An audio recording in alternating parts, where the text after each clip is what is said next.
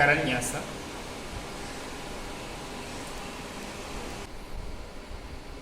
కరన్యాసః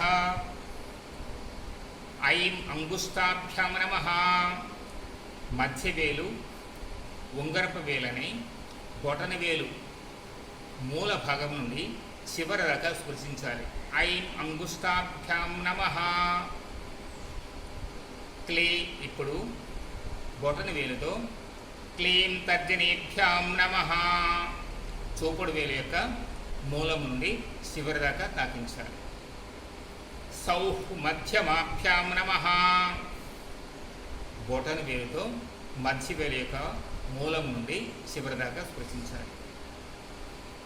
సౌః అనామికాభ్యాం నమః.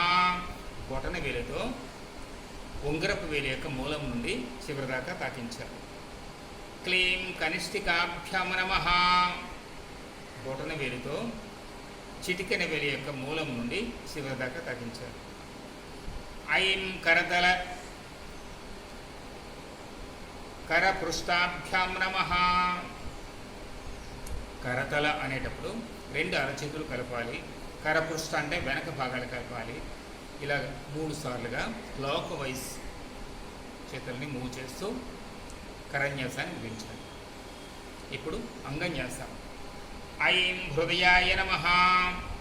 రెండు చేతుల యొక్క మధ్య వేలు ఉంగరపు వేలని హృదయ స్థానంలో తాకించాలి. రెండు చేతుల యొక్క మధ్య వేలు ఉంగరపు వేలని. ఐం హృదయాయ నమః. క్లీం శిరసే స్వాహ. సౌః శిఖాయ వషట్. అలాగే ఈ రెండు కుడి చేతిలోని మధ్య వేలు ఉంగరపు వేలు, ఎడమ చేతిలో మధ్య వేలు ఉంగరపు వేలని శిఖా భాగంలో తాకించాలి. సౌః శిఖాయ వషట్. సౌః కవచాయ హుం. అలాగే ఈ రెండు వేలు ఎడమ వైపు, అలాగే ఈ రెండు వేలని కుడి వైపు భుజానికి కవచాయ హుం. క్లీం నేత్రత్రయాయ వషట్. అప్పుడు బొటన వేలని మన నేత్రాలపైని మధ్యవేలు ఉంగరపు వేలు రెండు చేతుల యొక్క మధ్యవేలు ఉంగరపు వేలని భూమధ్య స్థానంలో అంటే 3వ నేత్ర స్థానంలో నేత్రత్రయాయ వషట్. ప్రతి వ్యక్తికి 3 నేత్రాలు ఉన్నాయి. శివుడికి ఎలాగైతే 3 నేత్రాలు ఉన్నాయో అలాగే ప్రతి వ్యక్తి జీవుడే ఈశ్వరుడు. అందరికీ 3 నేత్రాలు ఉన్నాయి. ఆయన తెరుచుకోగలిగాడు. థర్డ్ ఐని ఓపెన్ చేసుకున్నాడు శివుడు. థర్డ్ ఐ క్లోజ్ అయ్యింది జీవుడు. కాబట్టి జీవుడు ఓపెన్ చేసుకుంటే శివుడు అవుతాడు. అందుకోసం నేత్రత్రయాయ వషట్ ఇలా చెప్పబడింది. 2 బొటన వేలుతో 2 కళ్ళని తాకించి ఇలా భూమధ్య స్థానంలో 2 చేతుల యొక్క మధ్య వేలు ఉంగరపు వేళ్ళని తాకించాలి. నేత్రత్రయాయ వషట్. ఐం అస్త్రాయ ఫట్. ఇలాగే ఈ చేతి యొక్క 2 వేళ్ళని మధ్య వేలు ఉంగరపు వేళ్ళని ఇలా చుట్టూ ఐం అస్త్రాయ ఫట్ ఇలా కొట్టారు.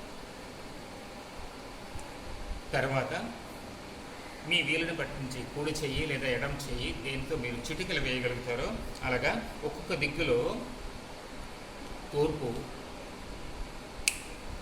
ఆగ్నేయం, దక్షిణ, నైరుతి, పశ్చిమ, వాయవ్యం, ఉత్తర, ఈశాన్యం, ఊర్ధ్వ, అధ, భూర్భువస్రోమితి దిగ్బంధః ఇలా దిగ్బంధన చేస్తూ అంగన్యాస కరన్యాస ముగించి లలితా సహస్రనామ పారాయణకై ధ్యానం చేద్దాం. శ్రీమాత్రే నమః.